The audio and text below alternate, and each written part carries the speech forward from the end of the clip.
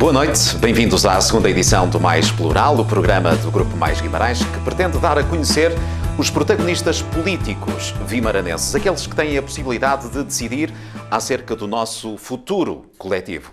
Estamos na segunda edição e hoje temos como convidado André Coelho Lima, é deputado na Assembleia da República, vereador na Câmara Municipal de Guimarães e foi eleito recentemente vice-presidente do Partido Social Democrata.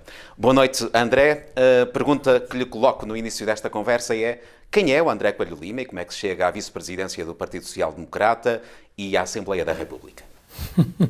Bom, boa noite a todos, boa noite a si. Quem é o André Coelho Lima não sei responder, sou eu próprio. Portanto, isso aí não é uma pergunta que tenha uma resposta fácil. Dizer-lhe com as minhas características biográficas, às tantas, que tenho 45 anos, que sou de Pevidém e que nasci aqui em Guimarães e, portanto, de resto sou apenas uma pessoa igual às outras, não é? Não consigo identificar em mim próprio nada que me distinga dos demais. Como cheguei a vice-presidente do PSD? Também não lhe sei o que responder, terá que perguntar ao Dr. Rui Rio. Acho que a resposta é a mesma. Acho que cheguei a vice-presidente do PSD sendo eu próprio. É a mesma coisa, é a mesma resposta à primeira pergunta, não é? Sendo eu próprio, ou seja, eu fui, sendo um bocado mais objetivo, quando o Dr. Rui Rio se candidatou pela primeira vez a presidente do PSD, eu fui por ele convidado para ser seu mandatário distrital. Portanto, no Distrito de Braga fui eu que representei a sua candidatura. Eu penso que é a partir daí, não é? Depois ele conheceu-me praticamente nessa altura, convidou-me por um conjunto de inputs, de recomendações que haveria à sua volta, não é?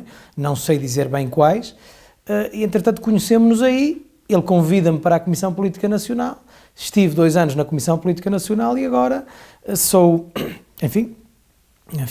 honrado com o convite para ser vice-presidente, que significa, na prática, fazer parte da Comissão Política Permanente, que inclui o presidente, os vice-presidentes, o secretário-geral e o líder parlamentar. Portanto, digamos que a Comissão Política Permanente é aquela que define a estratégia política do partido. Portanto, como cheguei aqui, acho que a melhor resposta é mesmo essa. Cheguei aqui sendo eu mesmo, que é a forma como cheguei a todas as coisas onde cheguei. Não sei se cheguei muito longe ou muito perto, é aquilo que a vida me vai proporcionando.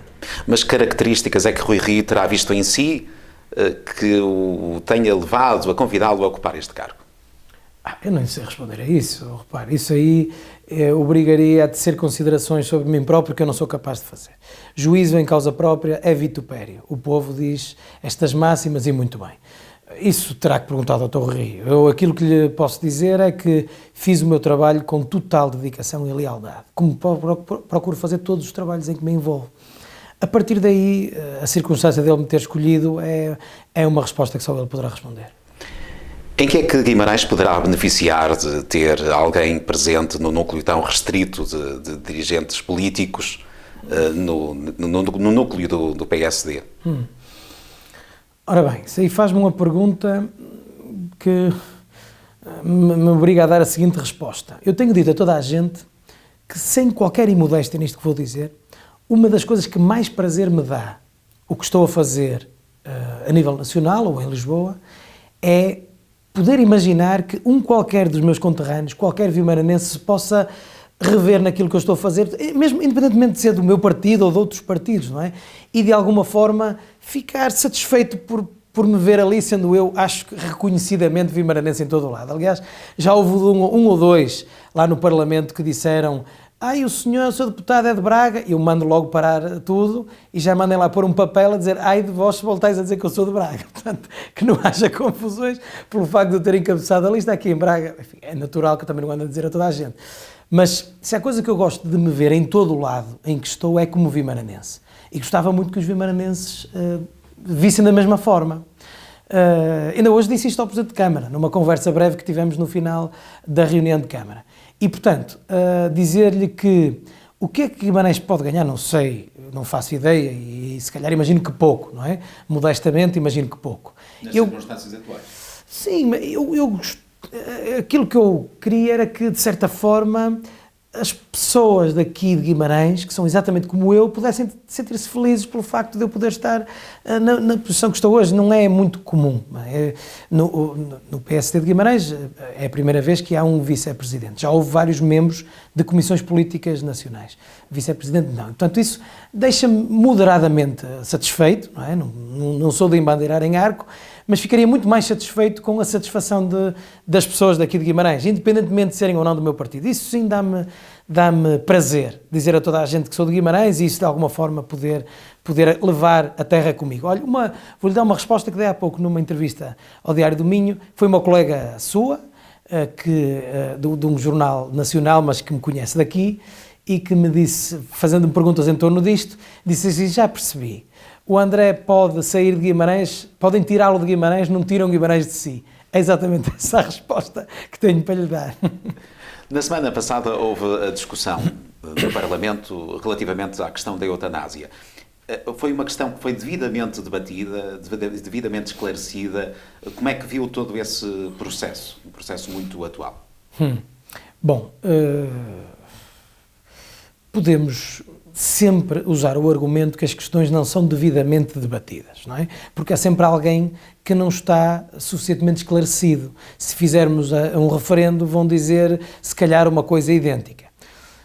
A eutanásia foi a votação na Assembleia da República em 2018 e foi então reprovada. E os partidos que então submeteram os respectivos projetos de lei, que foram derrotados, disseram desde logo que o iam apresentar novamente num novo mandato legislativo. Foi aquilo que fizeram. A proposta do Bloco de Esquerda é mesmo do dia 25 de outubro, ou seja, o primeiro dia desta legislatura é quando o Bloco de Esquerda dá entrada ao seu projeto de lei da eutanásia, de despenalização da eutanásia, assim é que é. E então, o debate que agora ocorreu também há 2 anos atrás, e tem ocorrido, e é um debate relativamente presente na sociedade portuguesa. Ou seja, se ele é suficiente, ele é sempre insuficiente, e acho que devemos estar sempre disponíveis para que se possa debater mais, não é? Mas parece-me que é melhor pôr ao contrário, está a ver? Ou seja, dizer assim, é importante mais debate do que dizer que o debate que existiu foi insuficiente, porque parecendo apenas o contrário uma da outra, não são. Porque que é importante mais debate, eu sou capaz de concordar. Que o debate que existiu foi insuficiente, já sou capaz de não concordar. Até porque, repare, há uma coisa aqui muito portuguesa e que eu tive ocasião de dizer, obviamente não o disse na intervenção que fiz na Assembleia da República, porque o âmbito era outro, mas tive ocasião de dizer que repare que só se debateu a questão do referendo em cima da votação na Assembleia da República, e não faz sentido. Eu acho que quem é a favor do referendo devia, logo há 2 anos atrás, quando foi rejeitada a despenalização da eutanásia, propor um referendo. Ou seja, perante as posições dos partidos políticos que disseram vamos apresentar isto numa nova legislatura, antes que isso acontecesse, vamos já dar início.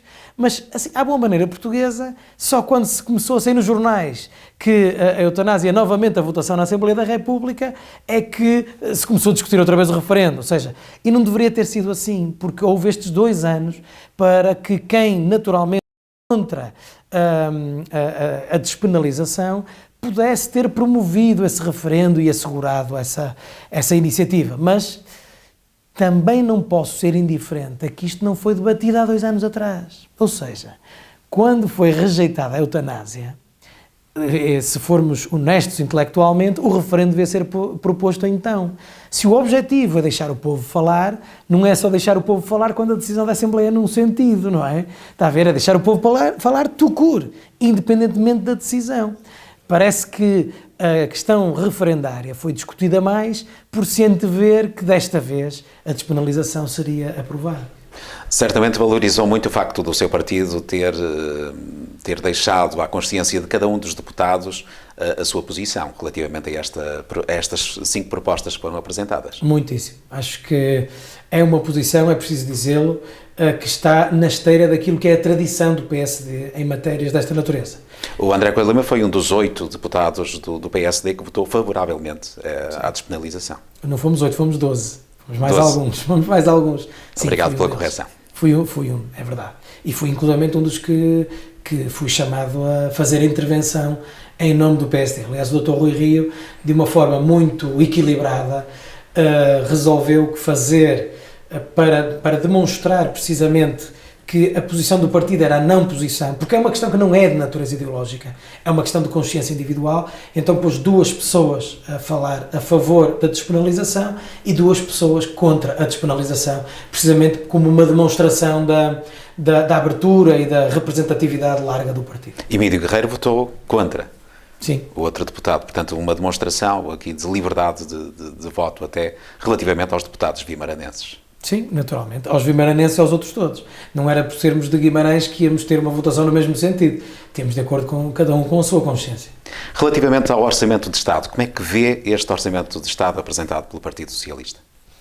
Eu penso que a melhor descrição é o Orçamento de Estado possível em função das circunstâncias. Ou seja, quais são as circunstâncias? Temos um governo que estava suportado num entendimento parlamentar que lhe assegurava a aprovação dos orçamentos durante uma legislatura inteira, como aconteceu na anterior, e temos agora um governo suportado num partido que teve uma maior votação, o Partido Socialista, mas que já não tem este acordo alargado, não tem maioria absoluta assegurada. O que significa que faz os orçamentos ao sabor das conveniências. É um orçamento à la carte, ou seja, como precisa dos votos dos partidos que no passado estavam assumidos à partida, não é? Como precisa desses votos, vamos ter que negociar peça orçamental a peça orçamental. Quem perde com isto tudo é Portugal, somos nós todos, porque em vez de haver um fio condutor, uma linha de orientação para o país, uma área onde vamos claramente investir e reformar enfim, e ter o arrojo de fazer aquilo que o país precisa que seja feito, nós temos um orçamento que é feito de acordo com as cedências ao Bloco de Esquerda nos assuntos, cedências ao Partido Comunista noutros assuntos, e este conjunto de cedências fazem os cortes orçamentais que impedem que o Governo olhe para o orçamento como um instrumento de fazer política, mas antes como um instrumento de negociação orçamental. É completamente diferente, parecendo a mesma coisa. Isto retira a quem executa, a quem governa, toda a margem de definição dos caminhos para onde quer que vá o país. Porque, no fundo, o orçamento representa uma mistura entre aquele que é o caminho que o Partido Socialista determina e os entendimentos pontuais que tem que fazer com os partidos aos quais precisa de ir buscar a aprovação para que ele passe. Relativamente a essa questão, tiveram a oportunidade de praticamente deixar cair o governo atual. Houve algumas ameaças em que isso pudesse acontecer se algumas das propostas não passassem. Tendo em conta o calendário eleitoral que temos pela frente, era a única possibilidade de criarem essa crise política e de clarificarem até politicamente o estado do governo, portanto, e ele ter a possibilidade de governar. Era a única possibilidade. Chegou uma altura em que deixaram cair algumas das vossas opiniões, algumas das opiniões que vocês defendiam relativamente a algumas propostas para evitar essa crise política. Vamos a ver. Eu penso que se está a referir ao IVA da eletricidade. Sim, é a única. Eu acho que o Governo não caía se fosse aprovado o IVA da eletricidade. Aliás, o Dr. António Costa, que é exímio a criar situações de medo, de choque e pavor para as pessoas ficarem todas alarmadas, nem ele ameaçou com isso mesmo. Não é? Ou seja, até porque, como acabou por ser reconhecido, o impacto orçamental não era tão significativo a esse ponto. Não é? Isso já se experimentou com os professores e penso que já não se vai entrar na mesma demagogia várias vezes. Agora, há uma coisa que está subjacente à pergunta que me faz. Diz que perdemos a oportunidade de clarificar. Não há nenhuma clarificação que seja necessário ser feita. O Governo foi eleito e a legislatura começou a 25 de outubro.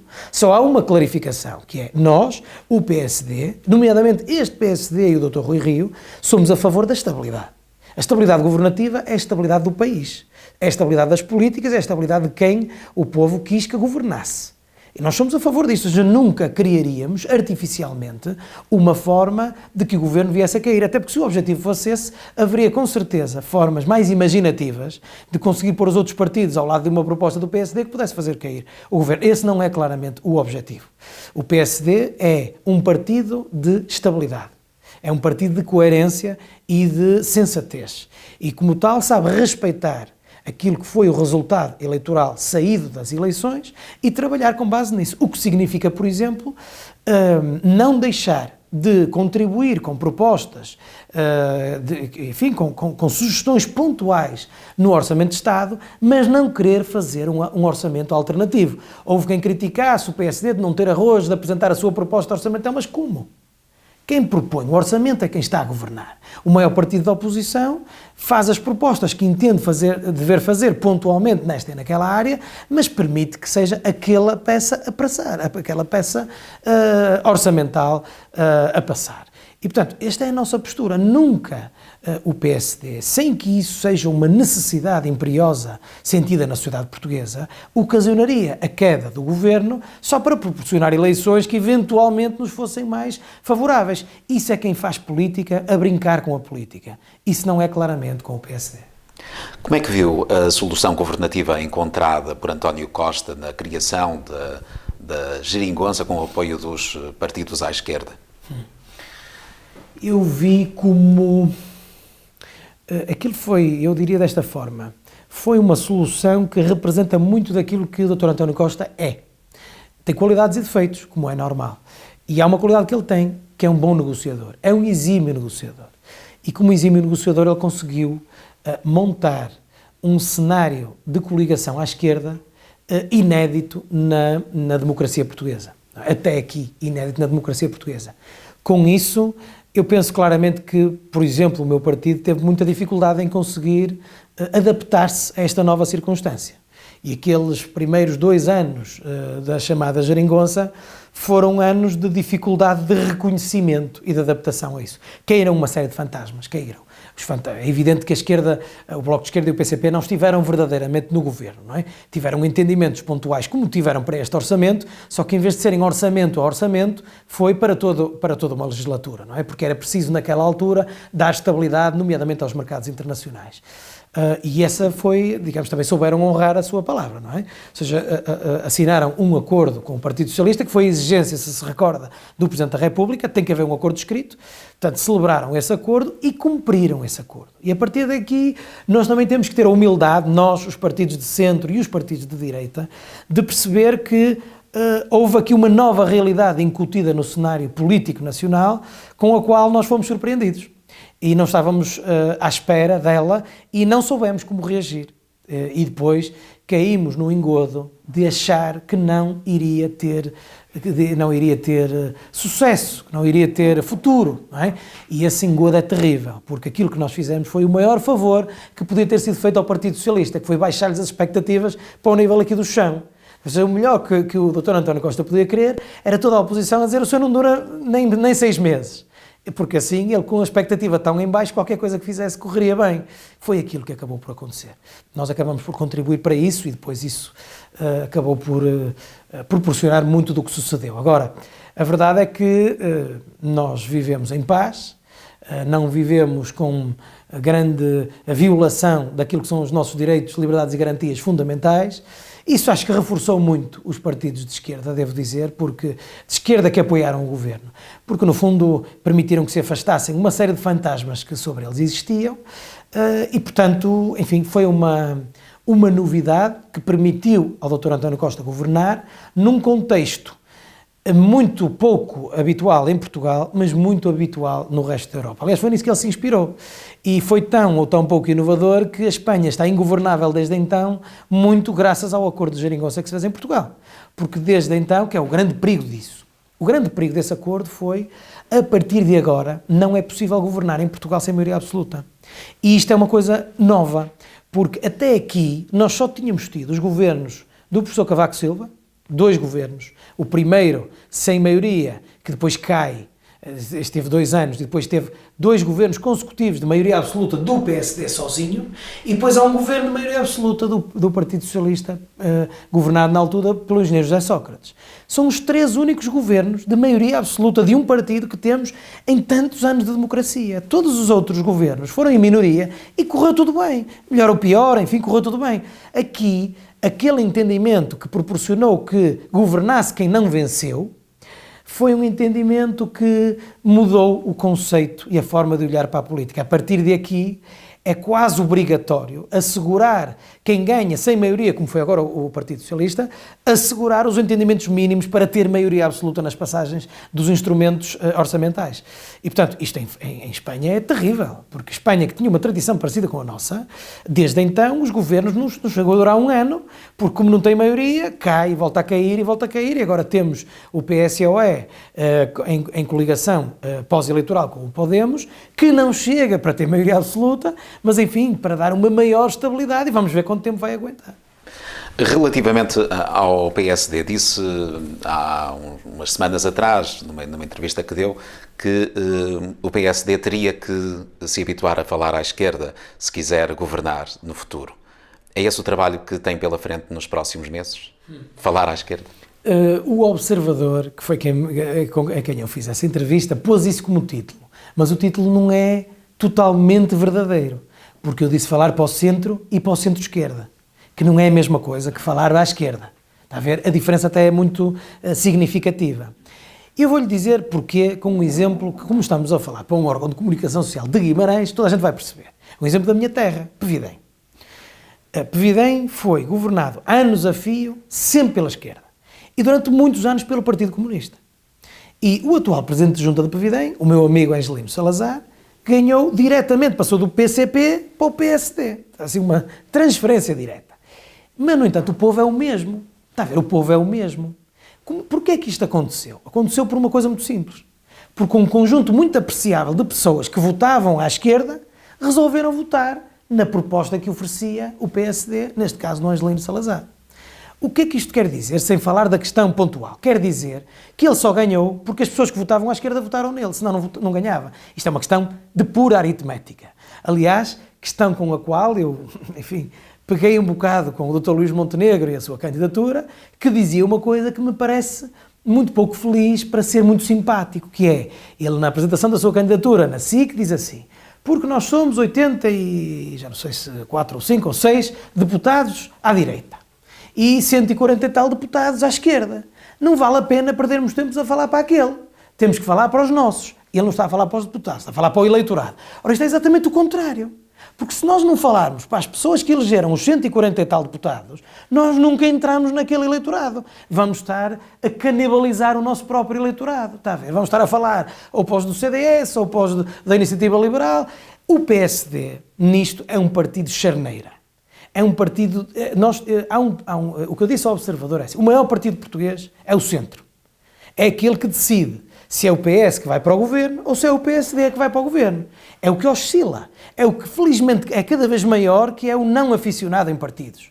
Não é? Ou seja, felizmente, para bem da nossa liberdade intelectual e de opção, há pessoas que votam no PS e a seguir votam no PSD. Isto é bom para a democracia. É pior aquela pessoa que diz: eu vou votar no PSD do princípio ao fim da minha vida, ou no PS, ou no PCP, porque isto não é uma coisa saudável nos próprios termos. E, portanto, aquele eleitorado de centro, que preenche a grande maioria de eleitorado nacional, que é o que decide as vitórias eleitorais, é esse eleitorado para o qual o PSD tem claramente que se vocacionar e tem que ser visto por esse eleitorado não como uma força de direita, mas sim como uma força social-democrata e também progressista, que é capaz de corresponder a um eleitorado moderno, cosmopolita, mundividente, que vê no PSD um partido de futuro e não um partido conservador. E isto que eu disse ao Observador foi isto que lhe estou a dizer assim, está a ver? E aí, para mim, a questão nem sequer é discutível, porque ela é puramente aritmética. Naturalmente que um partido não se vai transmutar, não é? Não vai transformar-se num partido de esquerda, não é disso que estamos a falar. O PSD só tem que ser aquilo que sempre foi. E eu nem sequer preciso de ir buscar as coisas que dizia o Francisco Sá Carneiro, que há pessoas que vão aos nossos congressos falar no Francisco Sá Carneiro e não leram 2 linhas do que ele escreveu, porque se lessem ficavam com os cabelinhos em pé das coisas de esquerda que ele dizia. Está a ver? Claro que me podem dizer: mas isso tinha um enquadramento. Tinha, sem dúvida, não há dúvida nenhuma. O Partido Socialista, após o 25 de Abril, veio ocupar o espaço do PSD. Do Partido Isso é aquilo que o Partido Social Democrata não pode permitir, está a ver? Pois essa pergunta é extremamente inteligente, porque aquilo que aconteceu no pós-Geringonça é a bipolarização, a esquerda contra a direita. E nesta bipolarização, Quem sai como o ocupante exclusivo do centro e da moderação e da zona da social-democracia é o Partido Socialista. E isso é a pior coisa que nós podemos permitir, nem é só o PSD, é o funcionamento da própria democracia portuguesa, que precisa de alternância e precisa para isso que o PSD, sendo um partido de centro-direita, não se torne um partido de direita, mas se mantenha como um partido de centro-direita. E isso é exatamente, o ponto é esse. E a forma como alguns dentro do PSD não conseguiram perceber isto, iam-nos acantonar eternamente. Eu acho que não houve sequer a humildade de perceber o que aconteceu no pós-Geringonça. Os tais 2 anos em que nós ficámos a olhar para a realidade, sem perceber como lidar com ela. E esse olhar para a realidade é ver o Partido Socialista, com o entendimento à sua esquerda e com a direita toda acantonada, a sair como sendo a única resposta de moderação para o eleitorado nacional. Não pode ser. Porque este espaço é o espaço que tem que ser disputado naturalmente entre o PS e o PSD. E é esse espaço que é o espaço natural do PSD. Não é só o espaço que o Dr. Rui Rio pretende ocupar como sendo o seu. É o espaço que é deste partido. E nós não podemos permitir que lideranças conjunturais nos desviem daquele que é o nosso espaço. Porque quando já não se distingue o PSD do CDS em termos de políticas a propor, significa que o PSD não está a ser a alternativa para o eleitorado de centro que tem que ser e que é Portugal que exige que seja. Quais é que seriam as grandes diferenças em termos de governação se, em vez de António Costa, tivéssemos Rui Rio na presidência deste governo? Olha, desde logo há uma diferença que é essencial, que é ter a coragem de fazer as reformas que o país precisa. E há uma outra que decorre daqui, que é não se limitar a gerir o cotidiano, que é aquilo que faz o Dr. António Costa. Aliás, eu com isso não é a primeira pergunta, mas é uma das primeiras que me fez. Orçamentos sem fio condutor, orçamentos sem objetivos, orçamentos que acertam as contas e seguem em frente, esgueirando-se entre os pingos da chuva, não são os orçamentos que Portugal precisa. Eu digo-lhe desta forma. Portugal tem uma decalagem cíclica face aos seus congêneres europeus. Nós perdemos posição relativa, cada vez que entram mais países, vão entrando países e nós mantemos sempre na cauda da tabela. Isto tem que ser visto por nós, como povo, como sendo algo que dá para o exterior uma imagem de nós próprios como um povo incompetente. Ou seja, que não somos capazes de aproveitar os fundos de coesão que vêm para cá, de nos organizarmos para passarmos para a metade de cima da tabela, pelo menos. Esta é a grande diferença. O Dr. António Costa não tem isso em vista. Tem em vista melhorar umas coisas, enfim, conseguir algumas conquistas que ele entende serem importantes, pôr as contas direitas e com isso, do ponto de vista político, tirar o grande argumento da direita, como se a direita fosse das contas direitas e a esquerda das contas tortas, assim de forma muito grosseira, digamos assim, e vamos andando, está a ver, um dia de cada vez, uma coisa muito portuguesa.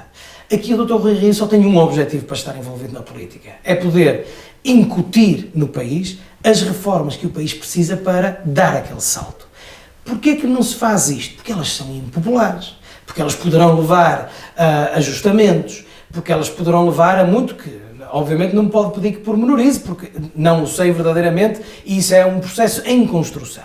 Mas não reformar a segurança social quando nós sabemos que a segurança social está com um fim à vista, ou seja, que a geração dos nossos filhos tem um problema aritmético total com a existência de verbas para lhes pagar as reformas. Não reformar a justiça quando nós olhamos para o funcionamento da justiça e vemos que ela que é absolutamente incapaz de corresponder à eficiência que exige a economia. Não reformar a saúde e não abraçar de frente os grandes problemas da saúde e acabar de vez com os fantasmas de público e privado e assumir de vez a complementaridade e pôr primeiro o serviço e só depois as questões ideológicas, não fazer nada disto e estar sentado na cadeira do poder, para o Dr. Rui Rio, mais vale não estar sentado na cadeira do poder. Está a ver? Portanto, a ida, o objetivo, ele já disse uma vez assim, eu com esta idade, para me tirarem da minha zona de conforto, é só na medida em que eu acho que posso ser útil ao país para fazer aquilo que, na opinião dele, naturalmente, o país precisa. E essa é uma diferença substancial. Está dependente, Rui Rio, do resultado das próximas autárquicas? As baterias no partido estão apontadas para aí? Eu espero que não. Eu espero que não, à segunda pergunta, que as baterias estejam apontadas. Não, vão lá ver. As baterias, percebi, de adversários ou de opositores. Aí isso estão. As forças, não. portanto, Então vou-lhe... Dependente estará sempre, porque é assim, se o resultado das autárquicas não for de acordo com aquilo que o Dr. Rui Rio já disse que queria que fosse, naturalmente que estamos sempre dependentes dos resultados. Nisto é que os partidos não são muito diferentes dos treinadores de futebol. Se os resultados começam a não corresponder, temos que mudar. E, portanto, depois discutimos... Que resultado é que... É isso. Depois discutimos o que é corresponder, não é? Como sabemos, às vezes há pessoas que querem que o treinador vá embora e outros querem que fique. E, no fundo, foi toda essa a discussão. Aquilo que o Dr. Rui Rio disse de forma muito clara é o resultado do PSD nas autárquicas de 2021 tem que ser claramente melhor que o de 2017. Depois diz-me, o que é claramente melhor? É ter mais freguesias, é ter mais deputados municipais, é ter mais vereadores, é ter mais câmaras. Ele disse sempre, não é ter mais do que o Partido Socialista. Porquê que esse não é um objetivo? É evidente que nós queremos isso, mas a distância a que estamos em número de câmaras do Partido Socialista é tão grande que é irreal dizer ou fixar a nós próprios um objetivo. Não se pode dizer inatingível, porque em política não há inatingíveis, mas que se tivermos bom senso, é difícil de atingir. E, portanto, mas isto ele disse-o antes das eleições, disse-o sempre, ou seja, ele nunca veio com o discurso que era mais fácil, não é? Dizer, temos que passar a ser outra vez o maior partido na Associação Nacional de Municípios. Não, ele disse sempre que achava que era, enfim, quase impossível conseguir esse objetivo. Que se o atingimos, muito bem. O que queremos é melhorar claramente. E há várias dimensões, como por exemplo nas grandes câmaras. Hoje em dia a maior câmara do país para o PSD é Braga. Está a ver? Algo não está bem. Não é que Braga não seja uma câmara importante, e uma cidade importante obviamente que o é, mas isto significa que em toda a cintura metropolitana de Lisboa e do Porto nós não temos câmaras com o relevo como tem a Câmara de Braga. É a maior câmara do país para o PSD. Portanto, há aqui um papel, já para não falar da posição que nós tivemos em Lisboa e no Porto, em que tivemos votações à roda dos 10%. Isto é impensável para um partido que quer ser alternativa de poder no país, nas duas maiores cidades do país, ter votações que andam à roda dos 10 pontos percentuais. Ou seja, isto, obviamente, que agora dizer assim, vamos ganhar Lisboa e Porto, vamos fazer tudo para ganhar Lisboa e Porto, mas estamos com uma situação em mãos difícil e, portanto, melhorar significativamente isto, é fazer aquilo que o PSD precisa, que é reforçar o seu papel autárquico. Com todas estas responsabilidades a nível nacional que o André tem atualmente, ainda está disponível para a luta política em Guimarães? Eu nunca deixei de estar disponível para a luta política em Guimarães. Por isso é que, como é capaz de se recordar, quando fui eleito deputado, disse logo que se o Presidente da Câmara assim o permitisse, porque se mantivesse as quintas-feiras era praticamente impossível eu vir às reuniões de Câmara, eu gostaria de continuar a ser vereador em Guimarães. A minha terra sempre foi a minha grande motivação, continua a ser, e portanto gosto de estar disponível com a humildade de sempre, com a disponibilidade de sempre. Com a disponibilidade de sempre, não, porque não é possível fazer 30 coisas ao mesmo tempo. A disponibilidade de sempre, obviamente que não pode ser, é uma questão óbvia, não é? E objetiva. Mas pelo menos com a mesma dedicação, não é? Ainda na reunião de Câmara, na última reunião de Câmara, estive a falar sobre o Carnaval de Pevidém, e sobre a necessidade de projetar o Carnaval de Pevidém, estive a falar sobre as questões que nos devem preocupar localmente, que são aquelas que me preocupam a mim, naturalmente. Vivo aqui em Guimarães, os meus filhos vivem cá em Guimarães, é aqui que eu tenho a minha família e gosto naturalmente de continuar ligado na medida que seja necessário. Foi o principal rosto da oposição, ainda será o principal rosto da oposição em Guimarães. Está disponível para ser candidato em 2021? Eu fui, como disse bem, o principal rosto da oposição em 2013 e em 2017. Agora, o Partido Social Democrata tem uma nova liderança, uma nova comissão política, um novo ciclo. O Bruno Fernandes é o líder do PSD de Guimarães, é o protagonista do PSD de Guimarães e é o rosto da oposição em Guimarães. Isso que seja muito claro. O rosto da oposição em Guimarães é Bruno Fernandes, que é um autarca com provas dadas. É, devo dizer-lhe, um grande amigo. E estas coisas, parecendo que são irrelevantes, não são irrelevantes, são muito relevantes, porque acho que às vezes os grandes objetivos conseguem-se com as grandes ligações e é uma pessoa que esteve sempre comigo nesse percurso que eu fiz e, portanto, o que significa que o percurso é o mesmo. Ou seja, a fulanização aqui é pouco relevante. E, portanto, naturalmente que o PSD tem os seus órgãos e os seus órgãos é que terão que debater as questões que entenderem debater.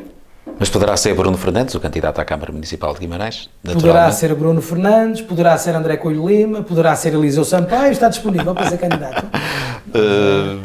Não, creio que não. Não será meu objetivo. Não será meu objetivo.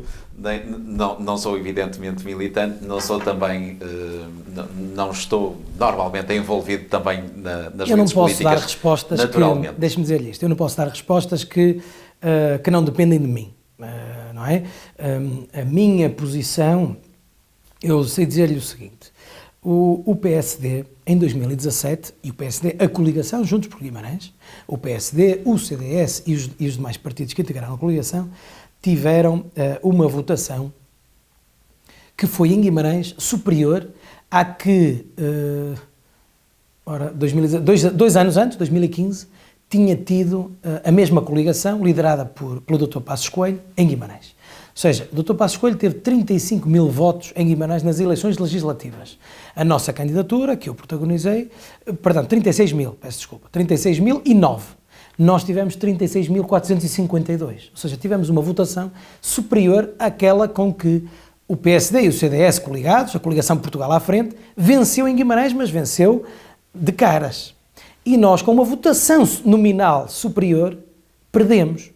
E perdemos com uma distância apreciável do Partido Socialista. Isto não pode deixar de ser um fator de reflexão. E que acho que devia ser mais vosso. Vosso comunicação social, vossos estudiosos do fenómeno sociológico. Ou seja, o que é que fez com que, numa determinada terra, numa determinada eleição, num determinado momento eleitoral, tivessem ido votar mais 9 mil pessoas que 4 anos antes. Ou seja, em 2013, os candidatos à Câmara eram os mesmos. Foram votar X número de pessoas, já não sei qual foi. E em 2017, os mesmos candidatos foram votar mais 9 mil pessoas do que na eleição anterior. É uma coisa estratosférica, está a ver? Imaginar o que é que levou quase 10 mil pessoas a ir votar que não foram antes, deve-nos levar a perguntar. E a resposta está na circunstância de eu ter conseguido a melhor votação de sempre, melhor até que a nossa coligação governamental, não é? Aqui conseguiu, e mesmo assim ter perdido. A resposta está aí. Está no facto da CDU ter perdido a sua representação na Câmara, está num fenómeno que aqui aconteceu, que acho que merecia muito mais atenção da comunicação social do que a espuma dos dias, e ao qual eu, como intérprete, nesse caso não só como intérprete, como protagonista, mas depois de ser protagonista como intérprete, também não posso ser indiferente. E, portanto, isto acho, deixo-lhe assim os dados, está a ver, dizer assim, dou-lhe outro dado, dados engraçados. A CDU e o Bloco de Esquerda tiveram, com o devido respeito por todos os demais, na minha opinião, dos melhores e mais firmes candidatos à Câmara que me lembro, quase na democracia vimaranense. Torquato Ribeiro, um vereador com provas dadas, um homem de Guimarães, que acompanhava os dossiês, sempre presente naquela que é a postura que o PCP nos habituou, e Vladimir Brito, que não tem, com o devido respeito pelos demais, comparação com os anteriores candidatos à Câmara do Bloco de Esquerda. Um vimaranense, um homem que escreve nos jornais locais, um professor universitário. Nós tínhamos sempre candidatos não reconhecidos pela sociedade, e agora veja os números. O candidato à Câmara da CDU teve uma votação 19 pontos percentuais inferior à candidata à Assembleia Municipal. Veja lá, é 20% de diferença de votos. E o candidato à Câmara do Bloco de Esquerda, sendo ambos estas figuras que acabei de escrever, teve uma votação 32 pontos percentuais inferior à candidatura à Assembleia Municipal. E eu pergunto, porquê? Eu sei a resposta, e o Eliseu também sabe. Mas estes números... Estes números... Quer tentar dar uma explicação? Não, isto demonstra que houve uma mobilização forte para impedir uma vitória da coligação Juntos por Guimarães. Esta mobilização não tem nada de estranho no sentido de incorreto, de menos... Foi uma coisa espontânea. Eu considero que foi um movimento absolutamente espontâneo, e nós temos que o respeitar.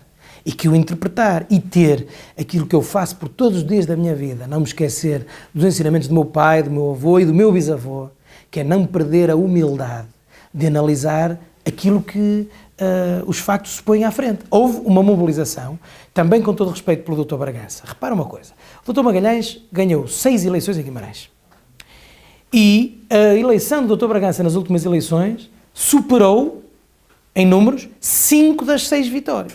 5 das 6. Só não superou a vitória de 2009 do Dr. Magalhães, que era a última candidatura, a última eleição que teve, foi a última, tinha a capital da cultura já anunciada para 2012, portanto, melhor enquadramento era impossível, não é? Era impossível. E o Dr. Bragança teve uma expressão eleitoral que ficou apenas a 500 votos dessa. De resto, pulverizou as outras votações todas. Isto tudo dá que pensar e dá que dizer, realmente o que aconteceu aqui foi quase um fenómeno do entroncamento, só não foi no entroncamento, foi aqui em Guimarães. E, portanto, isto tudo nos deve fazer pensar, com essa humildade que eu espero nunca perder, de olhar também para aquilo que o povo quer dizer e nos quis dizer. Relativamente a Guimarães, o PSD tem atualmente condições para ser alternativa ao PS na governação do Conselho? Obviamente que tem. Tem nos seus quadros assim, pessoas com competência para isso? Obviamente que tem. Eu até levo a mal a pergunta que me faz. Sim, estou a perguntar-lhe isto para perceber se a seguir conseguirá comunicar isso à população. Vamos a ver uma coisa. Eu não vou pôr a coisa no prisma em que a pela pôs, perda para não de ser força com o Partido Socialista. Ou de alguns elementos nos últimos tempos que possam ter retirado alguma força, alguma capacidade ao Partido Social Democrata. Perda de força de alguns ou elementos. Eventualmente até algum afastamento de alguns elementos por cansaço, eventualmente de estar na oposição, que é sempre uma posição mais difícil. Não sei a que se está a referir. Sinceramente que não sei. Repare, a primeira pergunta que me fez foi se o PSD pode ser alternativa em Guimarães ao Partido Socialista. E eu respondo-lhe com uma pergunta. Quem é a alternativa ao Partido Socialista? Não é ninguém? Vamos fechar a porta e dizer assim, mas não é preciso fazer mais eleições, vamos todos embora e fica já isto marcado até 2047, fica resolvido? Quer dizer, a pergunta em si mesmo não a percebo, porque se o PSD não é alternativa, quem é a alternativa? A não ser que se considere que não deve haver alternativa. Então, instalamos aqui um sistema ditatorial. Preparados para assumir a governação. Porquê é que não estaremos preparados? Olha, eu vou-lhe dizer assim, o PSD,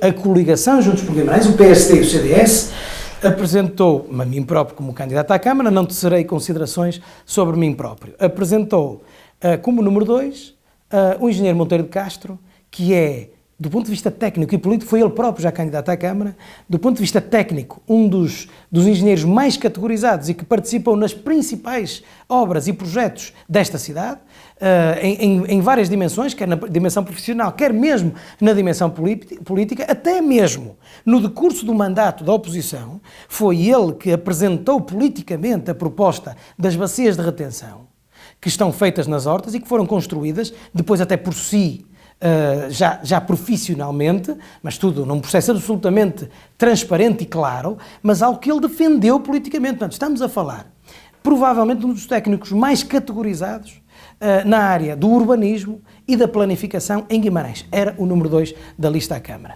Tínhamos como número 3 a doutora Helena Soeiro, que foi, sendo na área dela profissional e de educação, foi responsável do Conselho todo pela educação especial.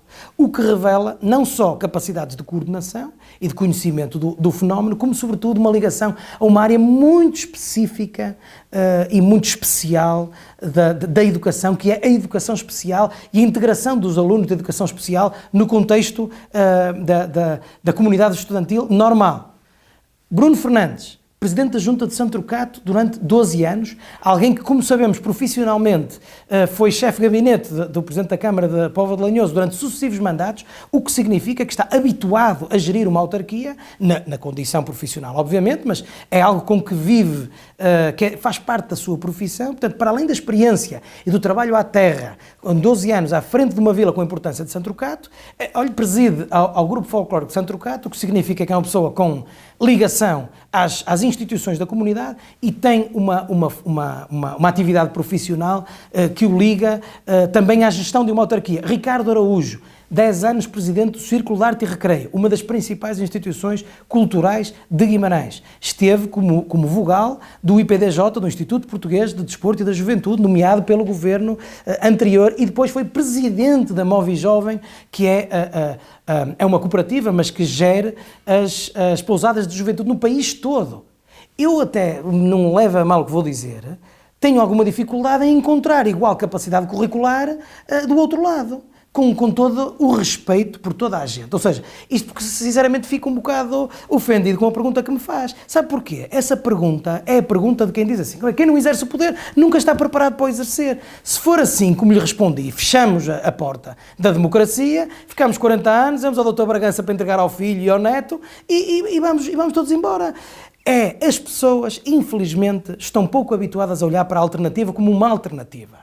E nem sequer se deram ao trabalho para fazer esta verificação curricular que aqui fiz. Olha, não me referi ao Dr. Hugo Ribeiro, está a ver, que é agora vereador desde que a doutora Helena Soeiro saiu e que foi presidente da Junta da Abação, está a ver? Olha, gente com ligação à terra e a diferentes zonas do nosso concelho, tudo, está a ver? A zona Santa Eufémia de Prazins, que é onde é o Engenheiro Monteiro de Castro, Pevidem sou eu, Santo Trocato é o Bruno, o Hugo é da Abação, é da Penha, o Ricardo Araújo é do centro da cidade, ali mesmo do centro, ou seja, uma representação geográfica, uma representação técnica e uma representação de capacidade de intervenção e de atuação política que, sinceramente, eu reconheço naturalmente a quem exerce o poder, não quero, como disse, ser deselegante, mas também estou certo que nos reconhecem a nós. E, portanto, essa é aquela pergunta de como quem não exercer o poder realmente nunca tem capacidade, porque nunca demonstrou essa capacidade antes. A minha pergunta era e é muito simples, tem a ver com o grau de prontidão do PSD para assumir os destinos do Conselho no caso de ganhar uma eleição, e acho que isso realmente seria importante nós percebermos, e já percebemos. É isto que acabei de lhe dizer. Acho que não podia haver maior prontidão do que isto que eu acabei de lhe dizer. Os nossos leitores quererão saber acerca desse grau de prontidão que manifestou que o PSD tem nesta altura. Relativamente às próximas autárquicas, falamos também dos candidatos às juntas de freguesia. Nas últimas eleições, alguns candidatos que foram apoiados pela coligação acabaram por ser depois apoiados pelo Partido Socialista e vencer nas respectivas freguesias. Teme que isso volte a acontecer? Acusaram o Partido Socialista de aliciar alguns dos vossos candidatos ou potenciais candidatos. Na rua, nas freguesias, sentem já alguma mobilização, desmobilização neste caso? Bom, a resposta a essa pergunta é feita desta forma. O pior patamar de intervenção política, o pior de todos, é o autárquico de nível municipal. Porquê que é o pior? Porque ao nível nacional, quem intervém ao nível nacional entra-nos pela casa dentro pelas televisões. Quem intervém ao nível de freguesia, nós conhecemos-lo, porque é o Tónio, é o Manel, nós sabemos quem é o presidente de junta, todos conhecemos, é irmão de uma amiga. Quem está ao nível municipal é de longe o que está mais distante. É o que está mais longe, porque não entra pela televisão, não há televisão, e por outro lado não tem o grau de proximidade que tem um autarca de freguesia. Portanto tem essa dificuldade. Isto para lhe responder o seguinte, que muitas das vezes, apesar do trabalho incessante que todos fazemos, de todos os partidos, ao nível concelhio, as nossas votações acompanham as votações das candidaturas às juntas. Ou seja, não é em todas, mas eu direi que 80% das freguesias onde vencemos a junta de freguesia, também vencemos para a Câmara.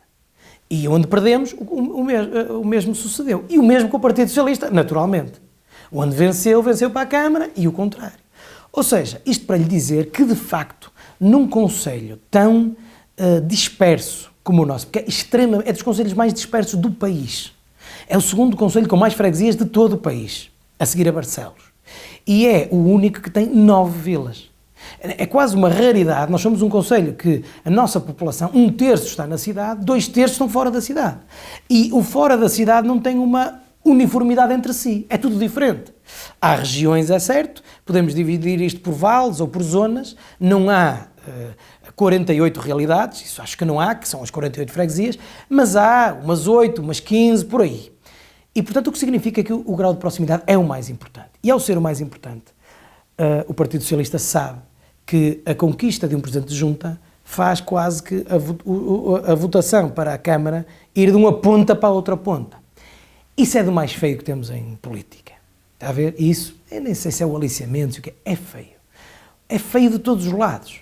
Eu nem me interessa, já tenho ouvido aí dizer, aliás, acho que foi o Luís Soares que disse isso. Olha, está a ver, afinal vi.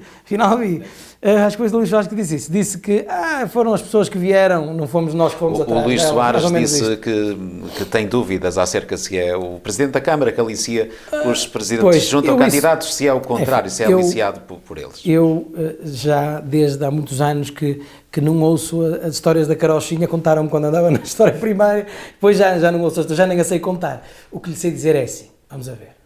Houve um impacto, eu tenho que o dizer com toda a abertura, numa dessas situações, claro, na eleição autárquica. Até com esta mobilização de milhares de votos de um lado para o outro que aconteceu, houve um impacto, claro, na votação final entre PS e Coligação Juntos por Guimarães, nestas alterações de presidentes de junta. Isto é evidente. E quem olha para os números antecipadamente também percebe que isto ia ser evidente se efetivamente acontecesse. Isso é do pior que tem a política em todas as dimensões. É da dimensão de quem quer conquistar, é da dimensão de quem se deixa ser conquistado e é, sobretudo, da dimensão de quem não tem a coragem, a honradez e a espinha direita de dizer eu vou fazer isto porque entendo que devo fazer isto. Está a ver? Porque vamos admitir, em teoria, que em todo o momento é possível haver uma alteração de posições, pessoas que mudam de um partido para o outro e, enfim, movimentos. Acontecem, são pouco frequentes, mas eles acontecem e podem acontecer, e se for no âmbito da liberdade ideológica, intelectual de cada um de nós só temos é que respeitar, como é evidente. Não é o caso. Quando vem para os jornais a assunção de obras, frases desta natureza, que é eu faço isto a pensar no povo da minha terra, como quem, se eu fizer isto, o povo da minha terra tem mais investimento. Isso é muito mau, é do pior que a política tem, está a ver? Independentemente dos impactos que depois isso tem no resultado eleitoral final, é mau. E é mau algumas dessas pessoas dizerem-nos a nós, nem pensar, Deus me livre, nunca na vida, e de um momento para o outro, aquilo que nem pensar, nunca na vida, acontece, está a ver? Porque isso depois mexe com circunstâncias de caráter que são más demais para eu sobre elas me pronunciar. E isso, a história acabará por julgar, a vida de cada um acabará por julgar. Nós às vezes fazemos uma coisa que nos dá muito jeito a uma determinada altura, mas fica ali uma marca do nosso caráter para toda a gente a poder ver. Relativamente à governação do município, vou pedir-lhe que nos diga o que é que tem sido bem feito em Guimarães e o que é que, na sua perspectiva, tem estado mal. É uma pergunta muito genérica. Pode começar por onde quiser, pelo que está bem, pelo que está mal. Faça-me uma avaliação da governação do município de Guimarães. Onde está bem? Acho que está bem termos canalizado o investimento para as freguesias de uma forma que, não sendo suficiente, foi, apesar de tudo, diferente do que se fazia até aqui. Aliás, não só não é suficiente, como é altamente insuficiente. Mas penso que é relativamente consensual, até correspondendo. Eu recordo, sabe que depois nisto, como as pessoas acham que nós não estamos preparados para exercer o poder, porque nunca lá nos viram, não é? Já não se lembram de quando lá estivemos, e então a verdade é que eu recordo que em 2013, nas eleições, havia duas propostas essenciais da minha candidatura.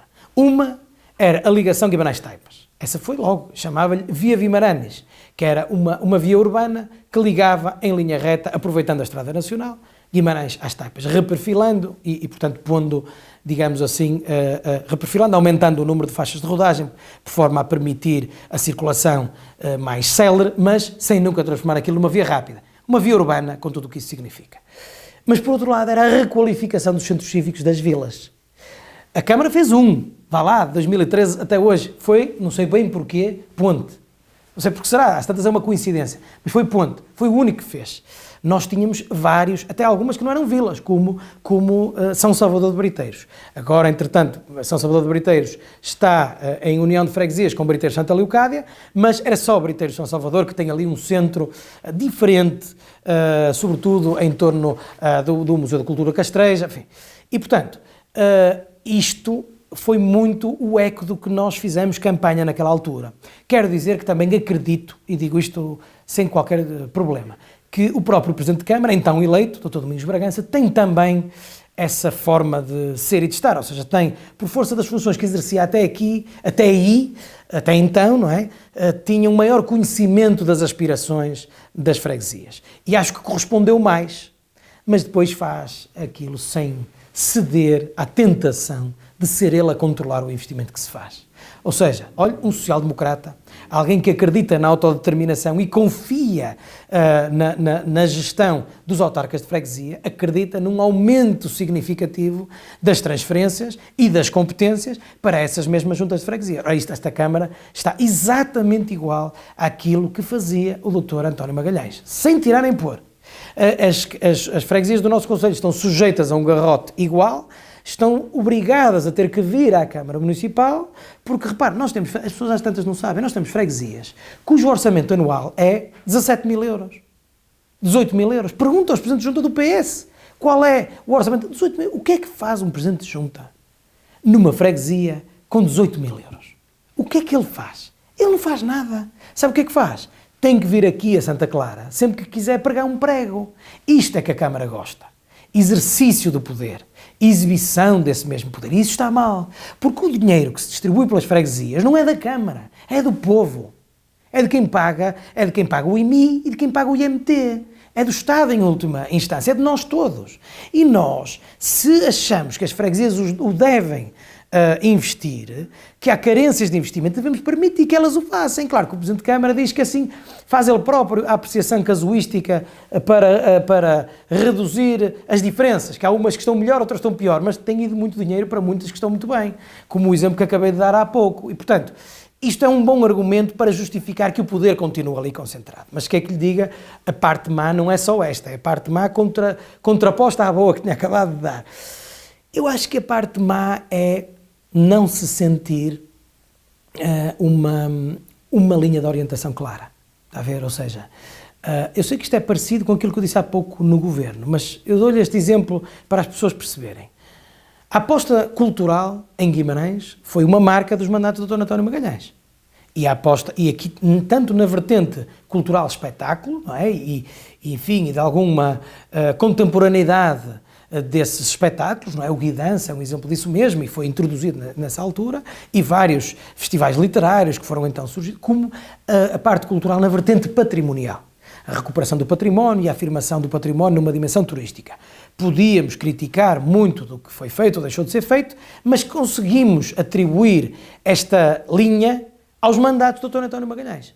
Se eu fizer uma pergunta para atribuirmos aos mandatos do Dr. Domingos Bragança, nós não conseguimos atribuir.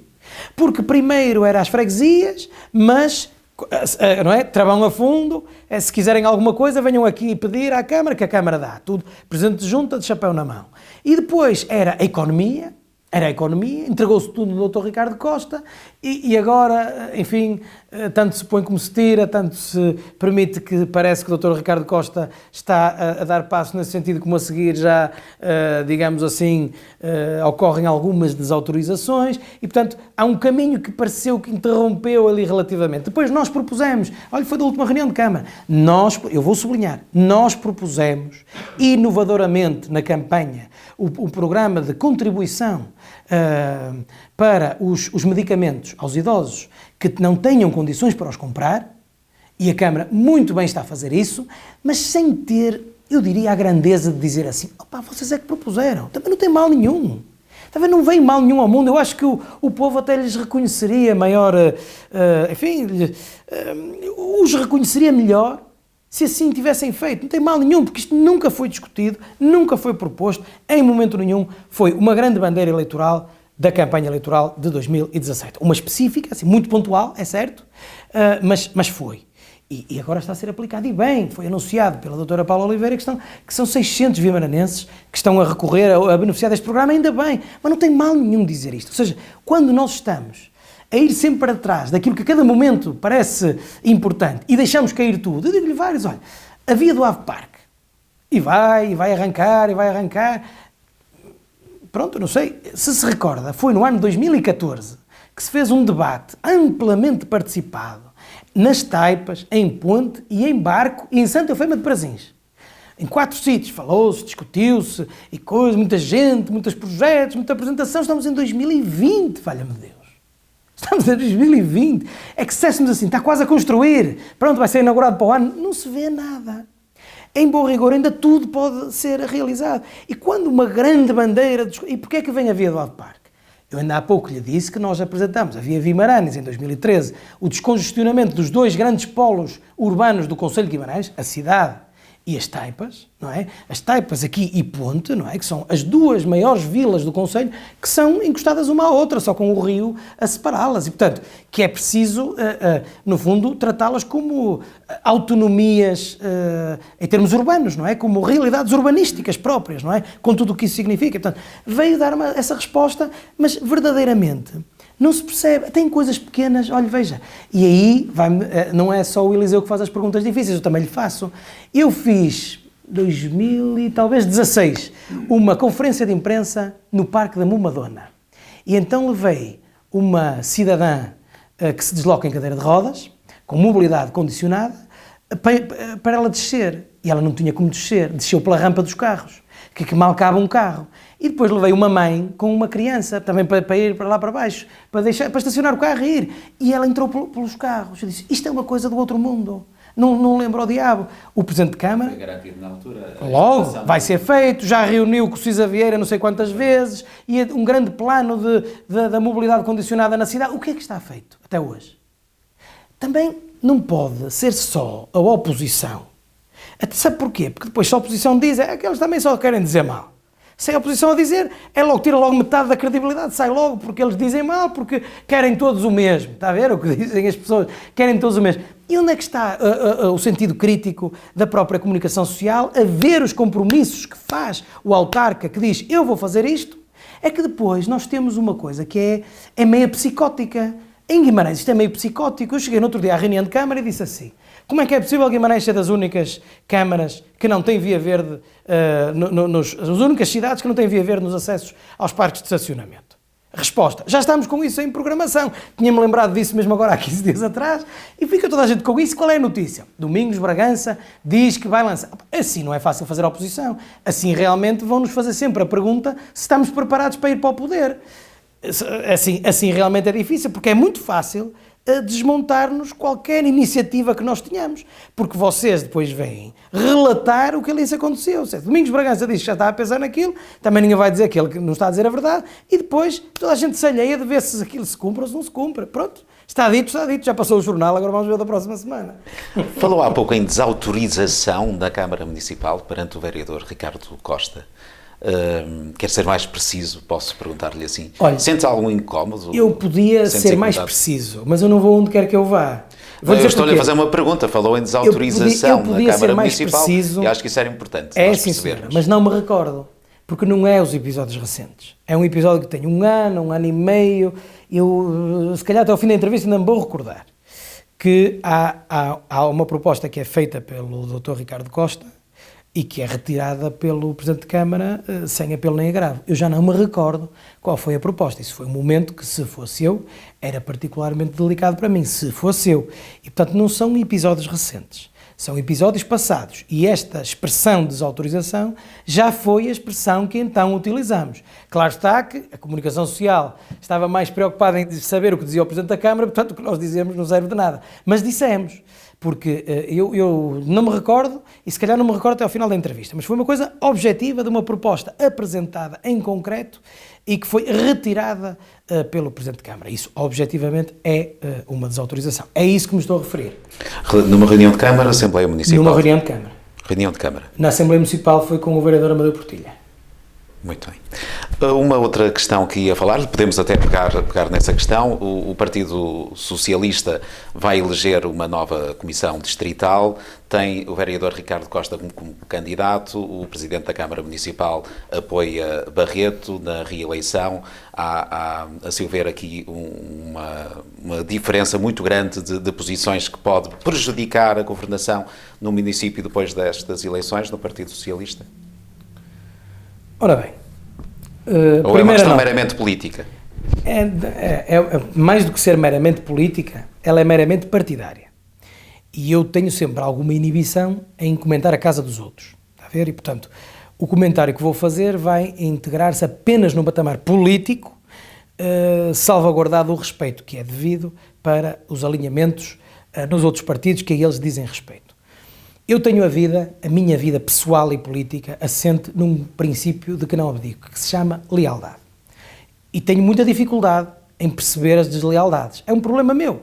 Às tantas devia estar mais habituado, está a ver? O que não falta é gente desleal por aí fora, às tantas devia estar mais habituado. Dizer assim, olha, é da vida, a mim comigo não dá. Hei de morrer assim, com a espinha direita, e quando for lá para baixo, vou com ela direita, espero eu. Vou dizer ao Angelino se me põe direita. Agora, o que lhe vou dizer é evidente que não é a coisa mais normal do mundo quando uma pessoa... Eu escolhi a equipa que apresentei aos vimaranenses. E são pessoas por quem eu tenho consideração, amizade, reconhecimento. E vou com elas até ao fim. Portanto, são pessoas em quem me revejo na sua atuação política e forma de estar. Isto não me obriga a estar com elas em tudo na vida, é evidente. Mas é evidente que obriga a ter, digamos assim, algum recato em determinadas posições públicas. Acho que isso, com salvaguardado o devido respeito pela posição que cada um tenha, é a Câmara de Guimarães que está mais em causa do que outra coisa. Mas, porque o resto eu não me meto. No Partido Socialista, nem sei se há eleições para a distrital, nem quero saber, porque é da vida deles e eles naturalmente tratarão disso. O que lhe quero dizer é que, há pouco tempo atrás, há umas semanas, o senhor Presidente da Câmara foi questionado quando uma questão bem mais importante para os vimaranenses do que candidaturas ao Partido Socialista, que é uma questão menos importante para os vimaranenses, que o vereador Ricardo Costa, que foi até aqui presidente da TAI Pastor e Termas, deixou de o ser. E deixou de o ser sob algumas acusações muito difíceis. Naturalmente que ele contestará, dirá que não correspondem à verdade, isso não me vou imiscuir nisso. E nós perguntamos ao senhor Presidente da Câmara se mantinha a confiança política no seu vereador, que tinha acabado de não reconduzir como presidente da TAI Pastor e Termas. E o Presidente da Câmara disse que mantinha. E, portanto, a partir daí já passa a ser uma questão do Presidente de Câmara. Porque a questão foi posta no patamar que tem que ser colocada. Está a ver? Que é, mantém confiança política numa pessoa que pôs a Presidente da TAI Pastor e Termas todos estes anos e agora mudou, mas mudou só naquela empresa municipal. Nas outras não mudou nada. Manteve tudo. Só mudou ali. Já me interessa menos saber o desconforto do vereador Ricardo Costa. Está a ver? Não estou a falar do ponto de vista pessoal. Me interessa menos do ponto de vista institucional. Porque é evidente que também isto não seria muito confortável para o vereador Ricardo Costa. Mas ele saberá do limite da sua capacidade para aceitar as coisas que lhe vão fazendo. Isso é com ele. Preocupa-me mais o Presidente da Autarquia. Porque esse é que tem que ter uma posição que é institucional. E a pergunta foi feita a quem de direito e no local de direito. Portanto, nós nem sequer nos metemos com o vereador Ricardo Costa, se fez isto ou se fez aquilo. Não. Se dissermos assim, estão aqui acusações graves, na pendência dessas acusações, verdadeiras ou não, vem uma não recondução, não é só de um presidente de uma cooperativa, é de um vereador em funções. Mantenho a confiança? Mantenho. A partir daqui, eu acho que não é fácil nós estarmos a vida toda a fazer uma coisa e o seu contrário em permanência, não é? E, portanto, esta foi a posição do Presidente de Câmara, o que significa que mesmo do que se venha a retirar, do que foi ou não feito na TAI Pastor e Termas, o Sr. Presidente de Câmara é, obviamente, enfim, não direi corresponsável, mas é politicamente responsável, porque teve uma oportunidade de se demarcar e não o fez. Disse, pelo contrário, que a substituição era meramente pontual. É evidente que isso tudo são um conjunto de coincidências. Logo a seguir, o vereador Ricardo Costa apresenta-se como candidato a uma lista, o Presidente de Câmara apresenta outra lista. Difícil de compreender, mas é como é, e eu nem vou, porque acho que não me compete ser eu a tirar ilações. As pessoas que tirem as ilações que entenderem. Para terminarmos, voltamos ao PSD de Guimarães. Estão saradas as divergências que surgiram perante as eleições de Rui Rio e Montenegro? As divergências são as que surgem naturalmente sempre que existem dois candidatos. Toda a vida houve várias candidaturas à presidência do PSD e toda a vida o PSD de Guimarães se dividiu, uns gostam mais de um, outros gostam mais do outro, apoiam o A, apoiam o B. Portanto, isso é o normal e aquilo que aconteceu é o normal que já aconteceu várias vezes ao longo da nossa história. O PSD está unido em Guimarães? Isso é uma pergunta que Sentiu tem assim? que fazer ao Presidente do PSD, mas eu digo-lhe de outra forma, não vejo nenhuma razão para que o PSD não esteja unido e também não vejo nenhuma manifestação dessa desunião. Certamente teremos o Bruno Fernandes por cá num destes dias para o entrevistarmos e ficarmos a saber também como está o PSD de Guimarães e estas questões mais ligadas às questões políticas do Partido Social Democrata Vimaranense. Damos por terminada esta entrevista. André, muito obrigado por ter estado connosco nesta noite. Voltaremos daqui a 15 dias com mais um convidado, mais um protagonista político da nossa praça, para sabermos o que pensa acerca do futuro de Guimarães, do concelho e da cidade.